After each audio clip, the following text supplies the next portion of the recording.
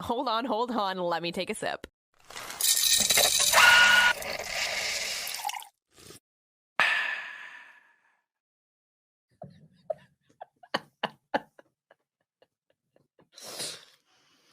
Take two. Oh my God. Tori and I are sitting over here talking for the last 15 minutes and we're not recording. We're not doing anything. We're just talking to each other on a camera. Which that was a great dress rehearsal. it Good was job. so good. I give us an A+. Okay, so back to the beginning. We're sorry we missed a few episodes. We've been busy with our lives. We were saying this. I was saying this earlier. I'm just going to keep repeating that phrase. We have a tendency to miss episodes when something more fun comes up, which I'm trying to let go of the guilt about because it's just allowing us to come back with like lots more content. I agree.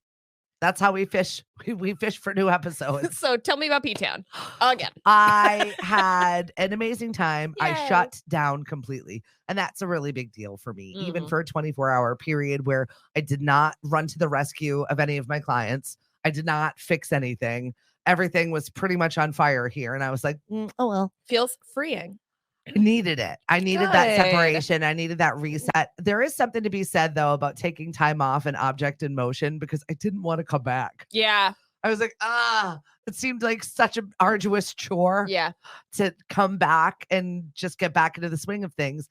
And really, I had a lazy 3 days where I really didn't do very much even after that. Yeah. It was like post 1 day off hangover. It was pathetic. So you needed a vacation from your vacation? Yes. It's real. Yes. So in that respect, I really needed that stop thinking about it. Yeah. Because I came back with more ideas and ways to fix things. You know, when you stop looking at the problem. Yeah, when you take a step back from it and you're not looking at the individualized pieces, and you see things overall, it kind of creates some clarity. Because sometimes when you're in it, you just can't see what's right in front of your eyeballs. So taking a piece away from that was really good for me. Clearly not good for my husband because we're in our biannual fight again. So your biannual threat of divorce? Yeah, I'm leaving him. I had enough. I told him, don't even look at me. We're divorcing. I so need space, and the man does not allow for it at all, ever. I just feel like a divorce is a little extreme in wanting, like, that's a lot of space. He's an annoying fighter though, because he'll be like, all of a sudden he'll just like clam up, and I'm like, oh great, silent treatment. It's like it's a formula. It's a silent treatment day. Wow, I forget what it's like to be in a relationship and to like know somebody's fighting patterns. Right? Oh God, it's exhausting because I'm like, oh great, I'm in for it for 5 days. Like I know the pattern. I know I'm in for it for a full 5 days. 5 days? Yes. Oh my God, the last little tiff I had, I was being a complete annoying jerk to a friend. I like that you're admitting this. Oh my God, now. no, I was like stressed out about other stuff and like completely took it out on them. I appreciate that. That's big. It takes me hours. And then I'm like, oh, I take hours. I'm the asshole. I'm going to communicate. But I also like, clearly this came from something. She didn't need to go on Reddit. Where my needs are. Am I the asshole? No, I'm very aware. And then I saw them later and I was like, no, that was on me. I was being annoying. So we've got our silence day. Then we have a day of short answers. Then we have a day of where he's just decided to unleash his whole formulated argument for all of his points. Mm-hmm. And then it's a full day of give me an example then. Give me an example then. Well, so what I'm hearing is like progress and communication and of some kind, like. Sure. No. Communication is the wrong word, but I'm hearing progress. I'm hearing like transitional. So yesterday was volley day where it was all coming back at me. Oh, you. It's all about you. Heard. Can we move on now? So, but he won't let me. Yeah. Have you just said like, listen, I understand that like my spontaneous taking off is really inconvenient for you. And sometimes for my own sanity, I just need to. Yeah. And I'm sorry that that's awful. And then I get, you're selfish. I would never do that. Well, he's just a different personality. He needs 2 years to plan a day off. Yeah, but even if I gave him the 2 years, I still wouldn't do it right. Well, what you could have done was blah, blah, No, blah. but I mean for him, if he's going to take a day, if he's going to take a vacation, he like plans it out. He's not going to go anywhere. He's not fun. He's not. I mean, he can be fun in the moment when we're doing stuff together, but he's not like, you know what? I'm going to go off and do this fun, cool thing. You just have different. We're very different. You have different levels of fun that you like. Yeah. You know, you're the more spontaneous. I'm going to go do this crazy thing and like let off some steam kind of fun. Yes. And he finds fun in work. He finds fun in progress. He should know my crazy by now, though. It's been 20 years. Yeah, that's true. I need to just snap and do things. For sure. I don't think you need to like threaten him like, I'm not going to re-up your contract unless. I don't think he deserves it. Oh my God. That is so not true. Take that back. I don't know. He's going to have to work for it. Oh my God. Because he's annoyed for a couple days because he went to P-Town? I'm just very annoyed with the non-progress in everything and every facet of my life right now. Oh, okay. So then that's fair. Right. So do you think maybe that I need to do something to change it up? You're just like taking out on your husband. Like, this is the thing I'm going to change. I'm going to get rid of you. I don't know. I really don't. I'm just so aggravated. We can't get rid of him. I know, obviously. Okay. Just so that's clear. I'd like to think of a world where, no, I'm kidding. I don't see it without him. So it's fine. I just really wish that he would stop being so needy. Therapy? Couple therapy? No, talk therapy doesn't work. You know this. It does, though. It might. I just need to change my station a little bit, and so does he.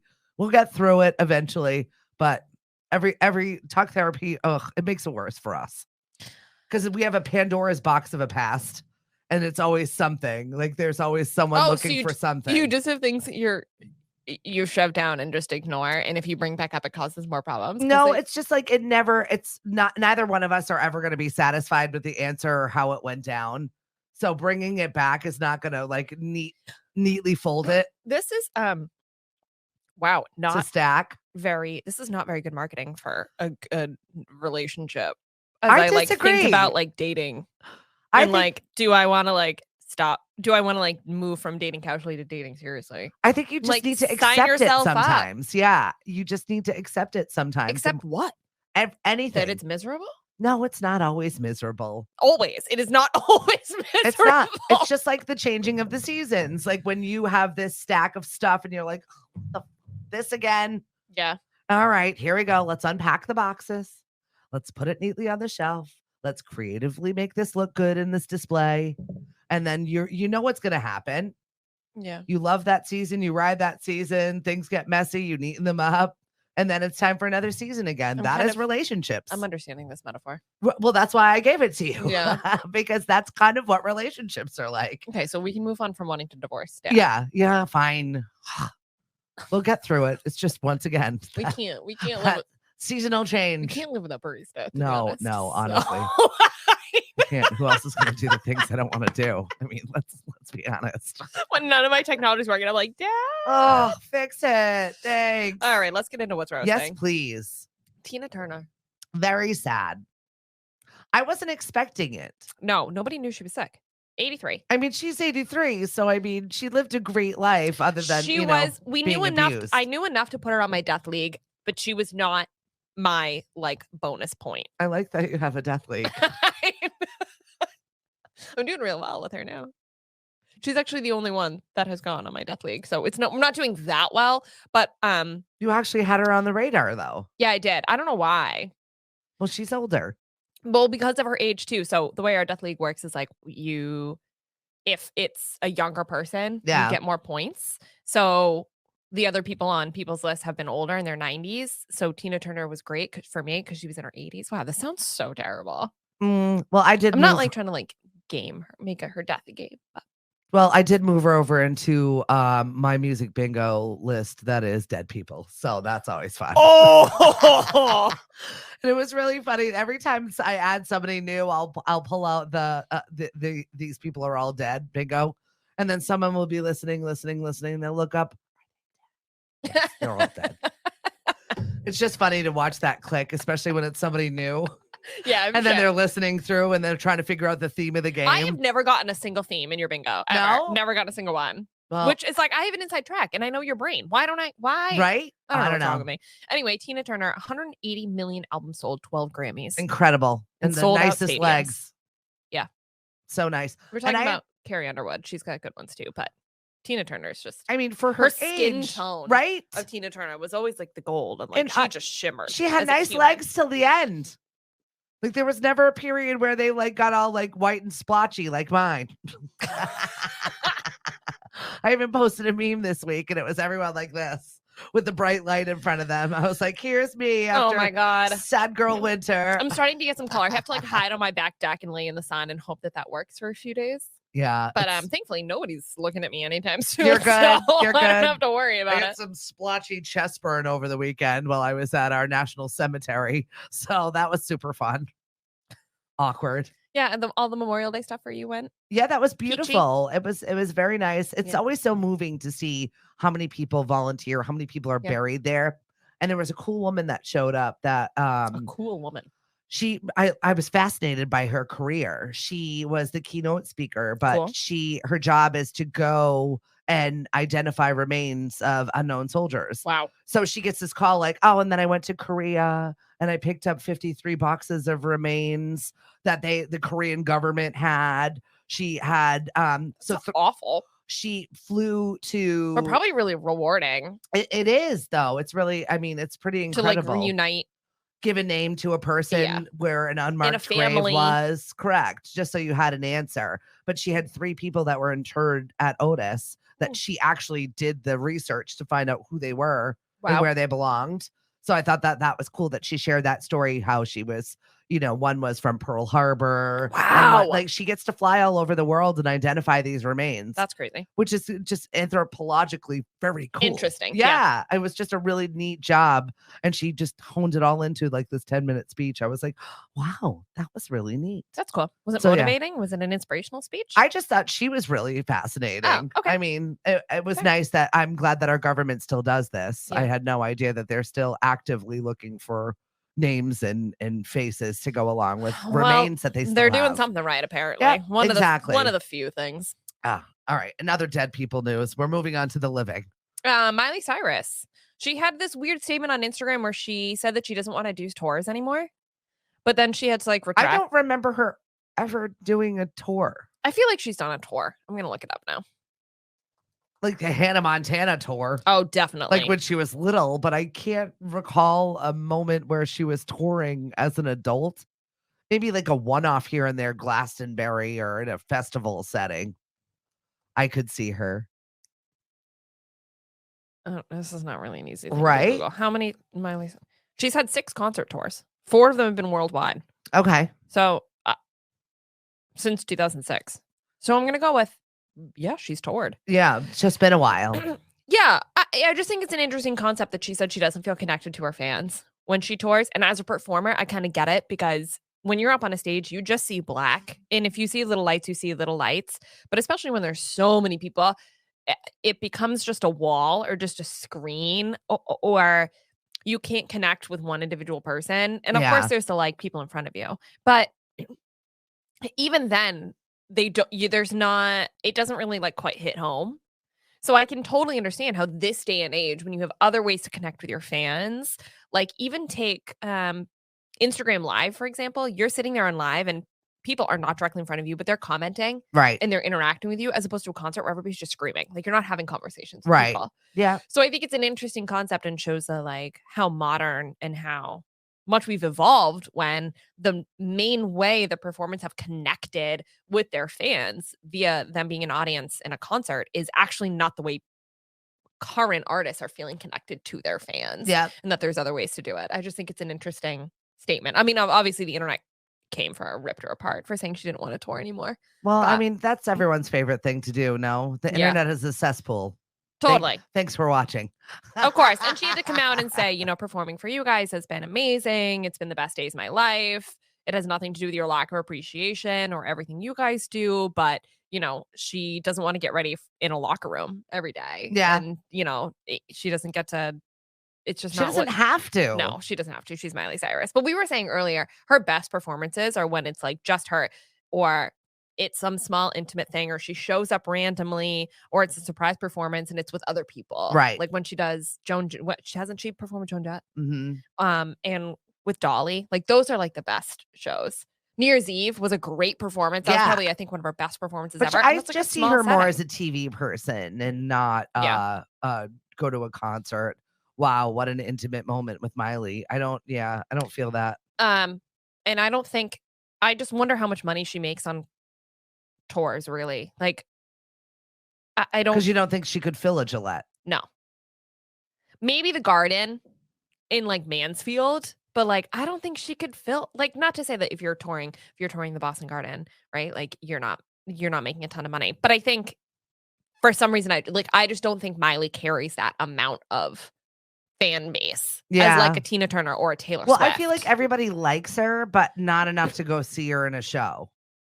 Yeah, I think she's got I think she like has two different demographics, and I don't know if she can have a show that would pull from both sides. She's got her Hannah Montana demographic. She's got her like girls that are my age that like home back to the Miley Cyrus. Yeah. That they know the Hannah Montana and then would go for the throwbacks. My daughter always, her favorite song is The Climb. Yeah, so there's that group. It literally is like, well, it's not The Climb. That's all of her friends. They're like, you don't understand it. And I've heard this song now 7 times since my daughter's been home.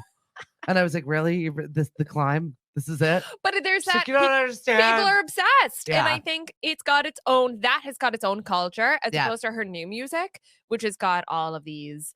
It's much more rock, it's much more punk, it's much more exposed, I think, in a huge way. I think those are two different demographics. And I don't know if the two of them can meld together. She can meld a show together to fill out a stadium. Yeah, I doubt it. Curious. I like where you're going with that. We got to talk about this because I feel as if it was a one-upper conversation. Did the internet know this when we pinned them against each other on Twitter? They had to have. Like, or this just seems so random. And ironic. Robert De Niro's got nothing on Al Pacino. The 82-year-old and his girlfriend are a month away from giving birth. You heard me, 82 years old with his 29-year-old girlfriend about to give birth 1 month away.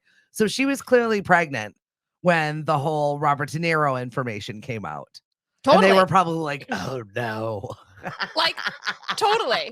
Let him go first. Or do you think they were texting each other like, who wants to announce this first?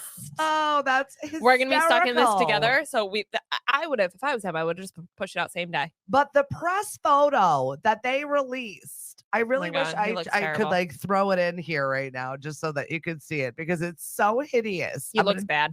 She looks great. He looks bad. What? Why didn't we get like a sneaky TMZ photo of her pregnant? Right? We didn't have any of those. Of them like crossing the street in Beverly Hills or whatever. Well, you said it best. I could see why he wants to be with her. Yes. I don't see what the draw is on the other side other than fame, anonymity. But I said the same thing about Robert De Niro. Like, I'll follow. I kind of get it, but I also kind of don't. Maybe it's a personality thing. Women are weird. And they've only been together a year. So. Yeah. And if she's 8 months pregnant, then she got pregnant early in that relationship. Real fast. Yeah. Real fast. So he's got 3 kids already with 2 different women. Yeah. Beverly and D'Angelo, who I love. Her previous relationships include Mick Jagger. Okay. She's clearly got a type. I was like, she's got a type. I like old rich men. Thank you. Listen, that's a whole class of women. Yeah. Yeah. I mean, hey, you like daddies. That's your thing. We were saying that about Amazon founder's wife. Oh, fiance. Oh, yeah. She had this like extensive dating history of a bunch of rich men. Yeah. And the question is it just that that's the league you're dating in and that's your social circle that you are networking in? So you just happen to meet more wealthy men and the age thing doesn't bother you? We need to get you a fancier pond.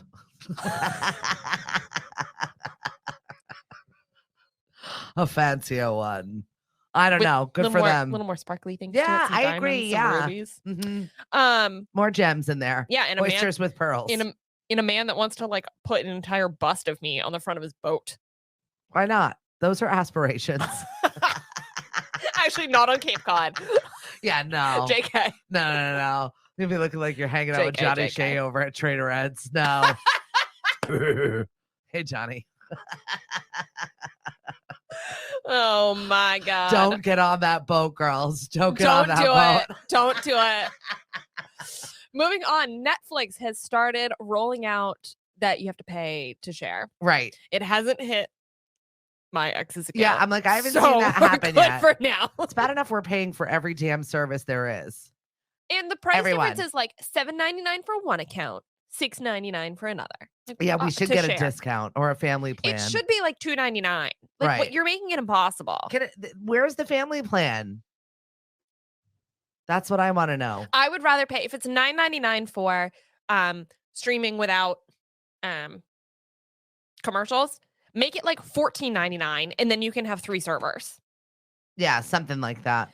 Like Spotify's got a good family plan though. We can have up to 4 accounts. Yeah. So we got all the kids, so their music is not messing up my music, and we're all listening. Figure out how this is going to work when people have multiple homes. Like we joke about it with my dad who goes to Maine for 4 months out of the year. Like, are you going to have to come home just to get your net? Because it's like you have to log in, sign like out every and 30 sign days. in. That's so annoying. I barely know any passwords, and I'm constantly signing in things, and I don't know whether it's spam. What is it, like every 30 days or something? You have to log back in. And yeah, I don't know how that's going to work. We're not a fan. And can we jury rig it? Does it have to be the IP address of your computer has to hit your home network, or can like I log in on my device for my dad with his account information? No, that doesn't make sense anyway. No, I don't like it.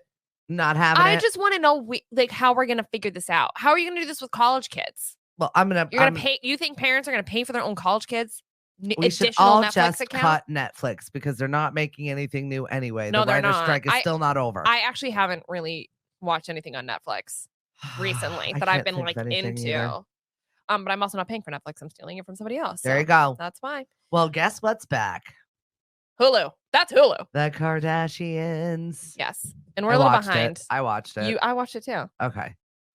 What did you think of it? We knew you were going to watch it. You complained about it the whole time. I know. I said, we're going to watch it. I was like, ugh, it's there. I'm going to watch it. It's because the headlines are so good. Then you got to know what's going on. All right. They do what they do. I know. I loved their music video with their roller skating music video. But what's great is that they acknowledged it. Like, we want to do a music video. We understand it's chuggy and cringy and weird, and we want to do it anyway because we're the Kardashians. You're like, okay, fair, right? And they did. Okay, fair. It was total glam, totally ridiculous. But they it was fun to see them like making fun of themselves. Yeah, you know what I mean? In that capacity, I just thought it was funny. I thought it was funny. So we saw plenty of Chloe with the baby, Chloe looking very thin. Her nails were extra. Have you ever seen the girl that makes fun of her on TikTok? Yes. With the nails. The Scott Disick coming in and saying, "What are these breakup diets? Because you guys are so scared." I was like dead when he goes up to the door. He also goes up to the door and can't find the doorbell and can't get in. And the security guy has to let him in. And he goes, "We're so rich, we don't have doorknobs anymore." And he goes, "Am I behind?" He's like, "Am I not rich enough now that I need?" I loved it. I love him. It was very much. real. I love him so much. Yeah, but big news coming out. Chloe's son's name, Tatum. Right. But I think her friend blew it before the episode aired because there was some rumor circulating because one of her friends posted on her Instagram something about go get him, Tate. And then it came out that his name was Tatum. Oh, I don't care. No, but it's cute. It's fine. cute. You know what? I was expecting worse. Yeah. So I don't mind it. It was True and Tatum. It's cute. It was another cringe episode where the sisters were trying to teach each other how to drive a stick. Yeah, that was just like unnecessary content. But they're just trying to get them screen time. You know, it's always Kylie doing stupid things. Yeah, but the reality is it's not. Yeah, Kendall. It's always Kendall. It's always Kendall putting out absolute fluff. And I think it's because she has so much anxiety that she doesn't want to actually open up cameras to her life. So she's like, I'll just be the one. I'll do the dumb things. I'll participate in a stupid way. But it's always Kylie that is just like, oh, I need money. What is money? Oh, I need a car. Oh, I'll learn how to drive. Yeah, that's what like is that? That's like her thing. That's her thing. I don't. But okay. she's also, isn't she the youngest? Yes. So she's, there's a little bit of that energy. Like I've never had to, regardless of the fact that she's a billionaire and she has her own companies, whatever. She's also never had to do anything because she's like one of 7 sisters, or how many? I don't know. There's a lot of them. 5, and a brother in there. There were boys. Do you know what I mean? Also. Like she's never had to do anything anyway. No one's counting Brody to help do anything. That's right there. Okay. That's not happening. You know, she's always just been like, get on the jet. Like, okay. You know. Yeah, it's just it was in another unrelatable moment in Kardashian space. But I can't say anything because I can't. And I can't drive Stark. For the love, I couldn't look at Kim Kardashian's face when she was trying to hold back her ugly crying tears. Yeah. I was like, woof. I couldn't. You know, you hate it, but you watch it. I'm watching it going, why? I wanted to throw things at the television with the fake cry. Opened it right up by being like, last time when we closed out season 2, you were still dating somebody. Yeah, right. And she was like, yeah, no, I'm single. I was like, I thought that was relatable. I was like, yeah, girl, I get it. She's like, oh, I was? I was like, shut up.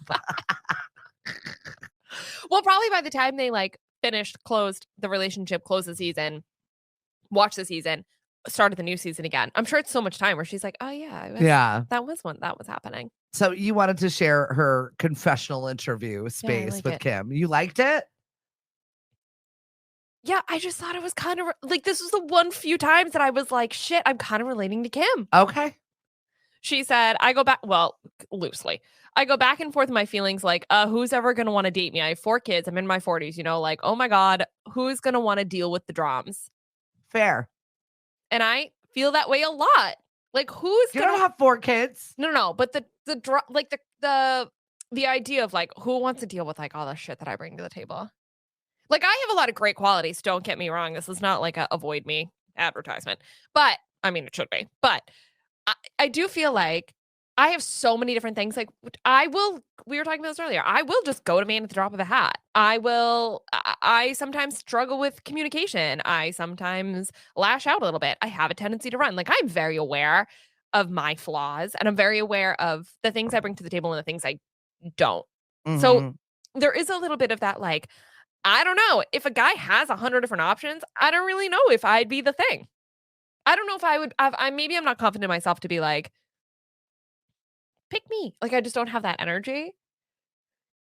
I got nothing. I'm a catch, so. And almost divorced. I'm like, right? I'm overly confident in ridiculousness.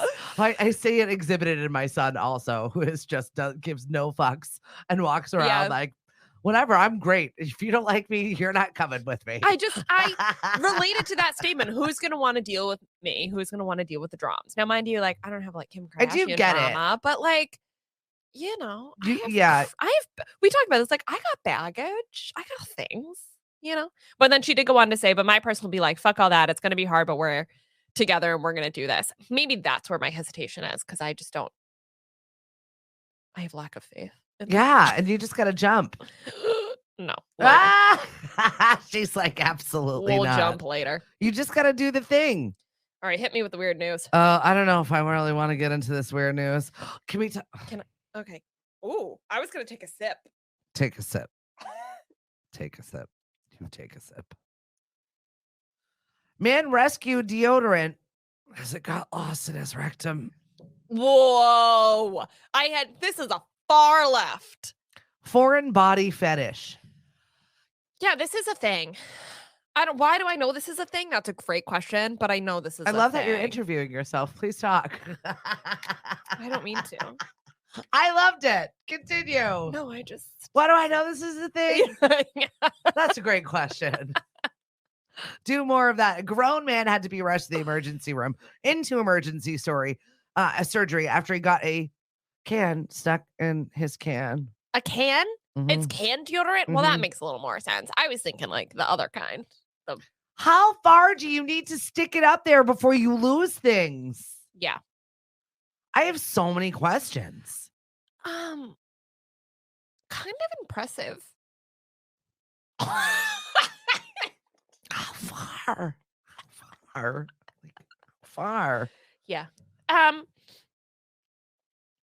Yeah, that's like Apparently, retained rectal foreign bodies dates back to the 16th century, where they're first reported. This is, I think, a thing. Modern Era was published in 1919. ER docs. That's still so long ago. 1990 is still 100 years ago. One especially bizarre case earlier this month where a Czech Republic man died with a ping pong ball up there. That one feels dumb. It's too small. That feels like an easy thing to lose. After electrocuting himself during a self-pleasuring session had gone terribly awry. Well, I wonder. I apparently have a very vanilla sex life because there are no things being shoved up there. Why do I have this? Why do I know in any of the holes? Why None. is my brain like accepting this so easily? Like this is normal. Yeah, no. I mean, you know what? Everybody's got their things. Did you see the thing about the guy that paid $15,000 to lick somebody's toes? It was somebody famous. Yeah, but like, where do you draw the line? I will find glass bottles. Yeah, we've seen that objects like glass. Command F, search toes. Where is that story? Is there not like, can we use string, everyone? If you're gonna be doing these things, yeah, where's your string? That's a great question. Do you not plan for this, or is it the excitement, the thrill of having to go to the ER to have emergency rectal surgery? Because I can't think of anything worse. I really can't. I swear I saw it somewhere. Oh my God. I can't find it now. Somebody famous recently. Look it up. Somebody famous recently went to a strip club and paid a lot of money to lick somebody's feet. I don't know why. I'm just letting you know right now, you can perforate your bowel. You can have crushing, necrotizing infections.